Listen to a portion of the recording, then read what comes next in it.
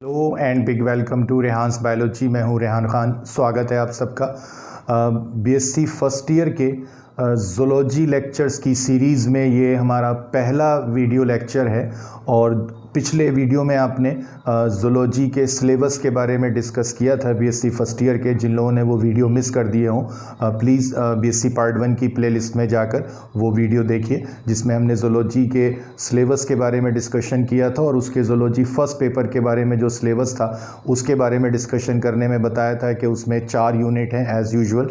और उसकी first unit जो है वो फाइलम प्रोटोजोआ की यूनिट है, जिसमें हमें 3 लाइफ साइकिल पढ़ने हैं, पैरामीशियम, यूग्लिना और मोनोसिस्टिस। इसमें से शायद पैरामीशियम और यूग्लिना के नाम से आप फैमिलियर हैं, वो नाम आपने सुने हैं क्लास 11 में। मोनोसिस्टिस आपके लिए एक नया टॉपिक है। तो आज हम शुरुआत कर रहे हैं पैरामीशियम से और ये वीडियो भी हमारा 2 पार्ट में है। आज पहले पार्ट में हम पैरामीशियम के एक्सटर्नल मार्फोलॉजी यानी कि बाह्य संरचना और इंटरनल स्ट्रक्चर यानी कि आंतरिक संरचना के बारे में डिस्कशन करेंगे और नेक्स्ट वीडियो में कल हम पैरामीशियम के रिप्रोडक्शन के बारे में डिस्कशन करेंगे। हिंदी मीडियम के स्टूडेंट के लिए ख़ास तौर से ये वीडियो क्रिएट किया गया है और जो आपको यहाँ ब्रीफ में नोट्स दिए जा रहे हैं इनको देखिए, नोट करिए और डायग्राम के साथ में, और कोशिश करिए कि जो ये टॉपिक्स हैं आपके लाइफ साइकिल के सिलेबस में इनको आप ब्रीफ में अगर तैयार कर सकें तो आपको रिवीजन के समय ये बहुत हेल्प करेंगे। ख़ासतौर से डायग्राम जो आपके लिए यहाँ पर दिए जा रहे हैं इनको देखकर अगर आप ब्रीफ में जो नोट्स हैं साथ में वो तैयार करेंगे तो बहुत अच्छे से आपको याद भी रहेंगे। तो प्लीज़ अगर अभी तक आपने रेहान्स बायोलॉजी को सब्सक्राइब नहीं किया है तो सब्सक्राइब कीजिए, जुड़े रहिए, देखते रहिए और शेयर करिए। चलिए आज का वीडियो शुरू करते हैं। लोअर नॉन कॉर्डेटा नाम है ज़ूलॉजी फर्स्ट पेपर का बीएससी पार्ट 1 में, जिसमें आपको प्रोटोजोआ से लेकर हेल्मिन तक आपको स्टडी करना है। और उसमें जो पहली यूनिट है उसका फाइलम प्रोटोजोआ की जो यूनिट है उसका जो पहला लाइफ साइकिल है वो पैरामीशियम का लाइफ साइकिल है। पैरामीशियम जो है प्रोटोजोआ संघ का एक सदस्य है और अगर उसकी एक्सटर्नल मार्फोलॉजी की हम बात करें, बाह्य संरचना की बात करें, तो उसमें देखिए पहला जो पॉइंट लिखा है एक कोशिकीय सीलिएटेड प्रोटोजोअन है। इसकी प्रजातियां ताज़े जल में पाई जाती हैं। मींस पैरामीशियम जो है वो एक कोशिकीय प्रोटोजोअन है।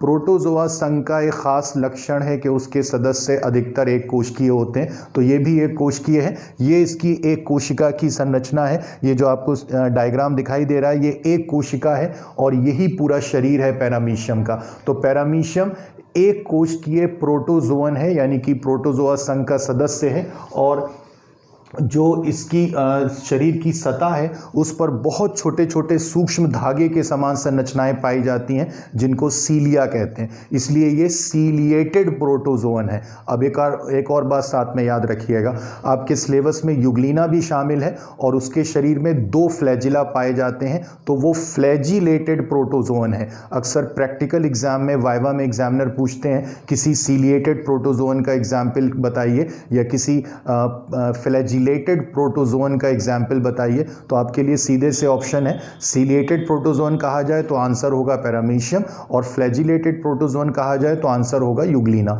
तो ये एक सीलिएटेड प्रोटोजोअन है। इसकी प्रजातियां ताजे जल में पाई जाती हैं। 10 प्रजातियां हैं पैरामीशियम की, 10 स्पीशीज हैं पूरे विश्व में और वो जहां भी पाई जाती हैं अधिकतर वो ताज़े जल में पाई जाती हैं। ये शब्द आपके लिए नया शब्द हो सकता है। ताज़ा जल हिंदी में कहते हैं, अंग्रेजी में फ्रेश वाटर कहते हैं और उसका अर्थ केवल इतना होता है ऐसा जल जिसमें नमक की सांद्रता कम हो, 33% से कम हो। अगर सॉल्ट कंसंट्रेशन किसी भी जल में 33% से कम है तो वो ताज़ा जल या फ्रेश वाटर कहलाएगा। अब यहाँ पर याद रखिएगा, नदियों, झीलों, तालाबों और गड्ढों में भरा हुआ बरसात का पानी ये ताज़ा जल होता है। तो ताज़े जल में पाई जाने वाली इसकी प्रजातियां हैं, 10 पूरे विश्व में पाई जाती हैं, जिनमें सबसे सामान्य रूप से ये प्रजाति पाई जाती है जिसको हम कहते हैं पैरामीशियम कॉर्डेटम। तो ये प्रजाति है जिसके लाइफ साइकिल की हमें स्टडी करनी है, पैरामीशियम कॉर्डेटम, और ये मोस्ट कॉमनली फाउंड स्पीशीज है, सबसे सामान्य रूप से पाई जाने वाली प्रजाति है पैरामीशियम कॉर्डेटम।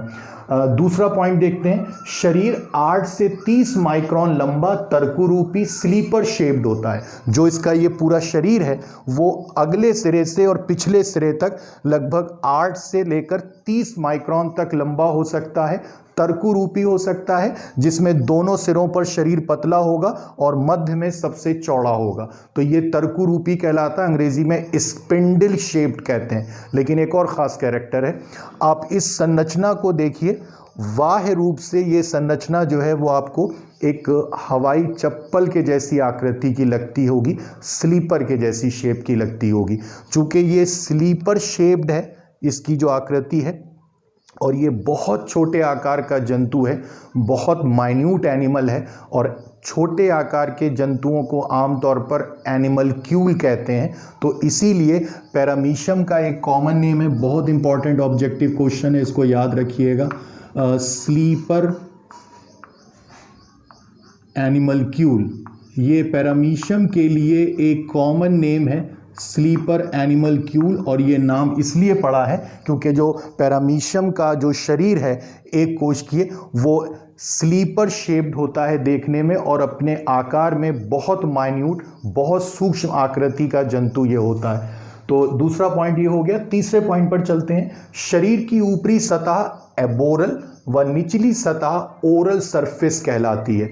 जो शरीर का ऊपरी भाग है उसको एबोरल सरफेस कहते हैं। एबोरल का मतलब होता है अपोजिट टू माउथ, जिस सतह पर मुख पाया जाएगा उसकी विपरीत सतह। तो इसमें जो मुख वाली संरचना है वो ये ओरल ग्रूव कहलाती है, और ये निचली सतह की तरफ होती है। और जो उसकी विपरीत सतह है यानी कि ऊपरी सतह, उसको कहेंगे एबोरल, और निचली सतह को यानी कि वेंट्रल सरफेस को कहेंगे ओरल सरफेस। अगला पॉइंट देखते हैं, चौथा। शरीर पर पारदर्शी लचीला आवरण पेलिकल होता है। ये प्रोटोजोआ संघ के सदस्यों का एक और सामान्य लक्षण है। अधिकतर प्रोटोजोआ संघ के सदस्यों का शरीर चारों तरफ से एक आवरण से ढका रहता है, और वो आवरण बहुत लचीला, माइक्रोट्यूब्यूल्स का बना हुआ और बिल्कुल पारदर्शी होता है, एक झिल्ली के जैसा होता है। तो उसको कहते हैं पेलिकल। तो पेलिकल नाम का आवरण जो है वो इसकी पूरी कोशिका पर होता है। अब एक और ख़ास बात याद रखिएगा कि जो पैरामीशियम का शरीर है, अगर आप उसको बाह्य रूप से देखें, ये जो हम डायग्राम देख रहे हैं, ये डायग्राम तो आंतरिक संरचना को दिखाने के लिए कोशिका की खड़ी काट का डायग्राम है। लेकिन अगर हम इसको बाह्य रूप से देखें तो जो इसके शरीर पर पेलिकल नाम की मेम्ब्रेन है, उस मेम्ब्रेन की सतह पर इस तरह के बहुत सारे बहुकोणीय, अंग्रेजी में कहते हैं पॉलीगोनल, इस तरह के एरियाज जो हैं, इस तरह के जो भाग हैं, वो छोटे छोटे खंडों के जैसे वो पूरी सतह पर आपको देखने को मिलेंगे। ये पेलिकल की सतह है, पेलिकल नाम की जो मेम्ब्रेन इसके शरीर पर पाई जाती है उसकी ये सतह है, और उसके ऊपर ये पॉलीगोनल एरियाज हैं। तो ये पॉलीगोनल एरियाज या बहुकोणीय जो भाग हैं, उनमें हर भाग के मध्य से एक धागे के समान इस तरह की संरचना जो है सीलिया, वो निकलता है। तो ये जो सीलिया है ये इसके शरीर की पूरी सतह को घेरे रहते हैं, और ये जो है इस पेलिकल नाम की जो मेम्ब्रेन है, पेलिकल नाम का जो आवरण है, उसमें छोटे छोटे बहुकोणीय जो भाग हैं उनके मध्य से निकलते हैं। तो पेलिकल मेम्ब्रेन इसके पूरी कोशिका की सतह को घेरने वाली एक पारदर्शी झिल्ली जैसी होती है। अगला पॉइंट देखते हैं। शरीर की सतह पर 10 से 15 माइक्रोन लंबाई वाले 15 से 20,000 या 15,000 से 20,000 सीलिया होते हैं। चूंकि पैरामीशियम एक सीलिएटेड प्रोटोजोअन है, तो उसके शरीर की सतह पर लगभग 20,000 तक, कुछ प्रजातियों में ये 10 से 14,000 तक होती है संख्या, तो सीलिया पाए जाते हैं, जो बहुत सूक्ष्म धागे के समान प्रोटीन की बनी संरचनाएं होती हैं। और अभी जो आपको बताया कि शरीर की पूरी सतह पर ये सीलिया इस तरह से पाए जाते हैं। चूंकि हम इस कोशिका की खड़ी काट की संरचना देखते हैं डायग्राम में, तो हमें लगता है कि केवल किनारे वाले भाग जो हैं उन पर ही सीलिया होते हैं जो यहाँ दिख रहे हैं, लेकिन ऐसा नहीं है, पूरी सतह पर सीलिया होते हैं। अब एक खास बात यहाँ पर याद रखिएगा, ये सारे सीलिया जो हैं शरीर की सतह पर वो लगभग एक समान लंबाई वाले होते हैं, लेकिन ये शरीर का पिछला सिरा है, ये अगला सिरा है, ये थोड़ा चौड़ा और गोलाकार है, निचला सिरा थोड़ा सा पतला है। तो ये जो पतले सिरे की तरफ जो सीलिया हैं उनमें से काफ़ी सीलिया आसपास के सीलिया की तुलना में जो है वो थोड़े से लंबे होते हैं, ज़्यादा लंबे होते हैं और एक समूह के रूप में पाए जाते हैं। तो वो जो सीलिया अगले सिरे पर एक छोटे से समूह के रूप में है तो वो एक गुच्छे के जैसा लगता है और ये गुच्छे के जैसी जो संरचना बन गई है उसको कहते हैं कॉर्डल टफ्ट। टफ्ट का मतलब होता है समूह, कॉर्डल का मतलब होता है टेल रीजन, पूंछ वाला भाग। तो पूंछ तो नहीं है लेकिन जो पिछला सिरा है वो पूंछ के जैसा दिख रहा है इन सीलिया के समूह के कारण। तो ये कॉर्डल टफ्ट ऑफ सीलिया है और इसीलिए इसकी प्रजाति का नाम पड़ गया है कॉर्डेटम। तो कॉर्डेटम का मतलब विच कंटेन कॉर्डल टफ्ट, यानी कि वो प्रजाति जिसके शरीर में पिछले सिरे पर सीलिया का एक समूह पाया जाएगा और वो एक कॉर्डल टफ्ट के रूप में होगा, यानी कि पूंछ वाले सिरे पर एक गुच्छे के रूप में होगा। तो ये कुछ सीलिया हैं जो बाकी सीलिया से थोड़े से ज़्यादा लंबे हैं। तो आप यहाँ डायग्राम में कंपेयर करके देख सकते हैं कि ये सीलिया सब छोटे हैं और कुछ ये सीलिया बड़े हैं। तो जो हम स्टडी कर रहे हैं लाइफ साइकिल की वो पैरामीशियम कॉर्डेटम का लाइफ साइकिल है और उसके पिछले सिरे पर पोस्टीरियर एंड पर कुछ सीलिया जो हैं वो एक समूह के रूप में पाए जाते हैं। तो ये खास कैरेक्टरिस्टिक फीचर है उसका। तो ये एक्सटर्नल मॉर्फोलॉजी की बात हो गई, बाह्य संरचना की। आंतरिक संरचना की बात करते हैं, इंटरनल स्ट्रक्चर की। तो जो इस कोशिका के अंदर जो घटक हैं उनकी बात करेंगे तो उसमें एक तो कोशिका द्रव है। अब पहला पॉइंट है कि साइटोप्लाज्म यानी कि कोशिका द्रव स्पष्ट रूप से एक्टोप्लाज्म व एंडोप्लाज्म में विभाजित रहता है। ये भी एक खास कैरेक्टर है प्रोटोजोआ संघ के सदस्यों का कि उनका जो कोशिका द्रव है वो दो हिस्सों में बटा रहता है। अब वो दो हिस्से कैसे हैं? ये जो भीतरी भाग है, जो मध्य भाग है कोशिका का, देखिए ये वाला जो हिस्सा होता है ये हिस्सा गाढ़े दानेदार कोशिका द्रव के रूप में होता है। तो ये हिस्सा कहलाता है एंडोप्लाज्म। ये एंडोप्लाज्म वाला भाग है, ये जितना आपको दिख रहा है गाढ़ा और दानेदार हिस्सा ये कोशिका द्रव का भीतरी भाग है, यानी कि साइटोप्लाज्म का इनर पार्ट है। और जो किनारे की तरफ होता है, जो ये बिल्कुल प्लाज्मा भित्ति से लगा हुआ भाग होता है, वो बिल्कुल पारदर्शी और एक पतली सी परत के रूप में होता है, उसको कहते हैं एक्टोप्लाज्म। यानी कि ये बाह्य कोशिका द्रव है और ये आंतरिक कोशिका द्रव है। तो ये प्रोटोजोआ संघ के सदस्यों का एक खास कैरेक्टर है कि उनका कोशिका द्रव जो है वो एक्टोप्लाज्म और एंडोप्लाज्म में विभाजित रहता है। दूसरा पॉइंट देखते हैं, हेट्रोकैरियोटिक होने के कारण दो असमान केंद्रक बड़े आकार वाला मैक्रोन्यूक्लियस व छोटे आकार वाला माइक्रोन्यूक्लियस होता है। एक और ख़ास कैरेक्टर है पैरामीशियम का कि इसकी एक कोशिका में दो केंद्रक होते हैं और दोनों केंद्रक अपने आकार में एक दूसरे से असमान होते हैं। देखिए एक बड़े आकार का ये केंद्रक है, इसको कहते हैं मैक्रोन्यूक्लियस, और एक ये छोटे आकार का केंद्रक है, इसको कहते हैं माइक्रोन्यूक्लियस। तो चूंकि एक ही कोशिका में दो केंद्रक हैं, एक छोटा और एक बड़ा, इसलिए ये हेट्रोकैरियोटिक सेल है। और इसमें से जो बड़े आकार का केंद्रक है वो कोशिका की उपापचयी क्रियाओं मेटाबॉलिक एक्टिविटीज़ को नियंत्रित करता है और जो छोटे आकार का केंद्रक है वो कोशिका में रिप्रोडक्शन को या जनन को नियंत्रित करता है। तो याद रखिएगा पैरामीशियम की हर कोशिका में दो केंद्रक होते हैं, एक छोटे आकार का और एक बड़े आकार का। थर्ड पॉइंट देखते हैं, प्रत्येक कोशिका में दो संकुचनशील रिक्तिकाएं पाई जाती हैं जिनका मुख्य कार्य परासरण नियंत्रण या ऑस्मो रेगुलेशन होता है। ये ऑब्जेक्टिव क्वेश्चन के पर्पज से पैरामीशियम से रिलेटेड सबसे इंपॉर्टेंट पॉइंट है। बीएससी फर्स्ट ईयर में आप देखिएगा पिछले 5 साल के पेपर्स को उठा के उसमें कम से कम 3 बार ये क्वेश्चन पूछा गया होगा। आप डायग्राम को ध्यान से देखिए, ये दो संरचनाएं दिख रही हैं। ये दो संरचनाएं, उसमें एक कोशिका के अगले सिरे यानी कि एंटीरियर एंड की तरफ है और एक कोशिका के पिछले सिरे यानी कि पोस्टीरियर एंड की तरफ है। ये संरचनाएं कहलाती हैं संकुचनशील रिक्तिकाएं, अंग्रेजी में कहते हैं कॉन्ट्रैक्टाइल वैक्यूल। तो ये खोखली संरचनाएं हैं बीच में जो आपको दिख रही हैं, जो फैलती और सिकुड़ती रहती हैं। उनकी सतह पर छिद्र होता है जिससे कि जल बाहर निकल सकता है और ये एक तरह की रिक्तिकाएं हैं चूंकि ये सिकुड़ सकती हैं, फैल सकती हैं, इसलिए इनको संकुचनशील रिक्तिकाएं या कॉन्ट्रैक्टाइल वैक्यूल कहते हैं। हर कॉन्ट्रैक्टाइल वैक्यूल के चारों तरफ ये जो आपको दिखाई दे रही हैं संरचनाएं, ये 6 से 10 होती हैं संख्या में, इनको रेडियल कैनाल्स कहते हैं, ये भी संकुचनशील होती हैं। तो एक तो ये संख्या याद रखिएगा, पैरामीशियम की हर कोशिका में 2 संकुचनशील रिक्तिकाएं होती हैं। अब इनका काम क्या होता है, ये सबसे इंपॉर्टेंट बात है ऑब्जेक्टिव क्वेश्चन के पर्पज से। जब ज़्यादा जल अवशोषित करता है, ओरल ग्रूव से होकर जल अंदर आता है इसके शरीर में, तो ज़्यादा जल जब इसके पास पहुंचता है तो ये संकुचनशील रिक्तिकाएं जो हैं उनके अंदर भी जल भरना शुरू होता है और वो फूलने लगती हैं।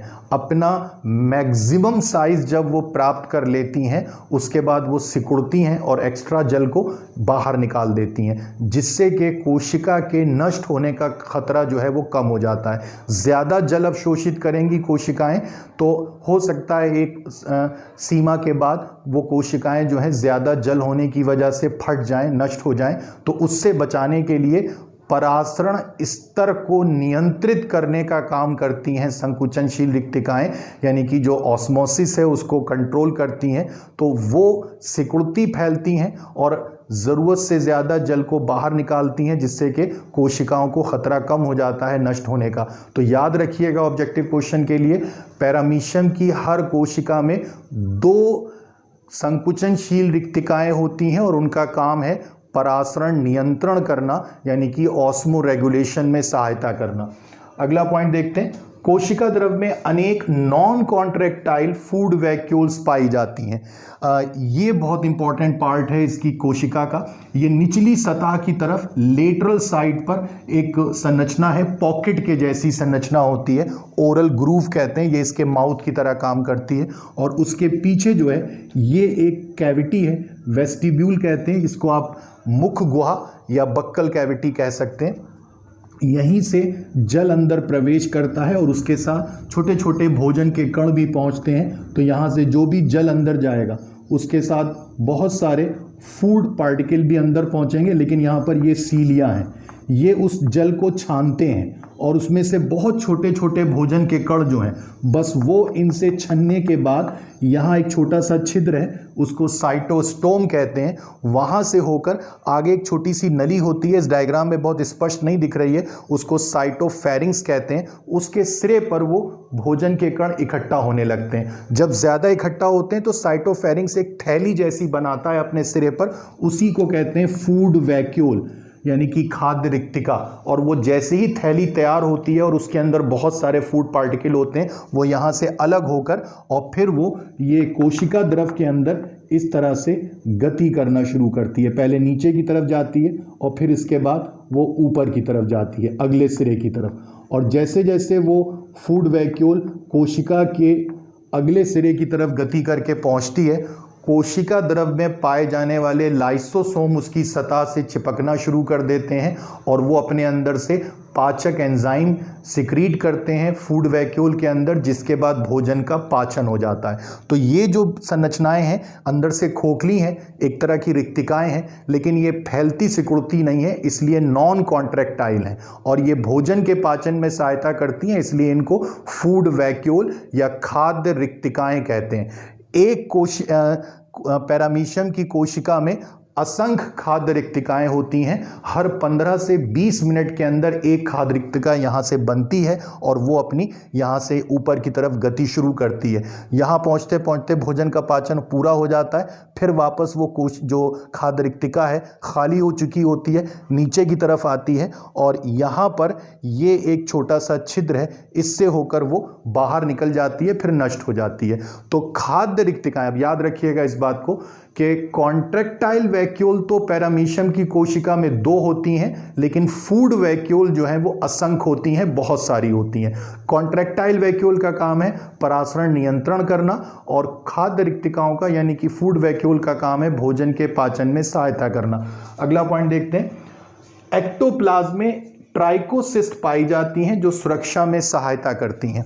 ये जो हिस्सा है, ये वाला हिस्सा जो आपको दिख रहा है, ये तो अंदर की तरफ, इसको तो कहेंगे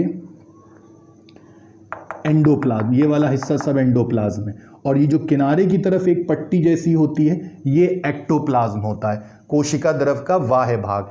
उसी में ये छोटी छोटी संरचनाएं लगी हैं, इन संरचनाओं को कहते हैं ट्राइकोसिस्ट। ये प्रोटीन के बनी हुई और अंडाकार संरचनाएं होती हैं, और अगर ये कोई शत्रु जो है वो पैरामीशियम की कोशिका को छूता है तो या तो इनके अंदर से छोटे छोटे प्रोटीन फाइबर निकलते हैं जो शत्रु के चुभ जाते हैं और वो पीछे हट जाता है, या फिर इनके सिरे से कुछ टॉक्सिक सब्सटेंस रिलीज होते हैं जिससे कि सामने वाले शत्रु को नुकसान होता है। तो ये सुरक्षा देने में सहायता करती हैं और ये आपको एक्टोप्लाज्म वाले भाग में मिलेंगी, और इस तरह से कोई संख्या निश्चित नहीं होती है इनकी, बहुत सारी होंगी, एक सीरीज के रूप में अरेंज रहेंगी। तो आंतरिक संरचना जो है पैरामीशियम कोशिका की उसमें इतने घटक होते हैं, और जो बाह्य संरचना है एक्सटर्नल मॉर्फोलॉजी है उसके बारे में भी बात की हमने। हर टॉपिक को 2 पार्ट में आपको कवर करना है। पहले आपको उसकी संरचना बतानी है और उसके बाद उसकी जनन विधियों के बारे में बात करनी है, और साथ में अगर कोई उसके लोकोमोशन या न्यूट्रिशन से रिलेटेड कोई टॉपिक भी शामिल है सिलेबस में तो उनको भी डिस्कस करना है। तो फिलहाल पैरामीशियम वाले लाइफ साइकिल को हम आधा डिस्कस हमने कर लिया है, एक्सटर्नल और इंटरनल स्ट्रक्चर। अब अगले वीडियो में इसके रिप्रोडक्शन के बारे में बात करेंगे, रिप्रोडक्शन मेथड्स के बारे में बात करेंगे।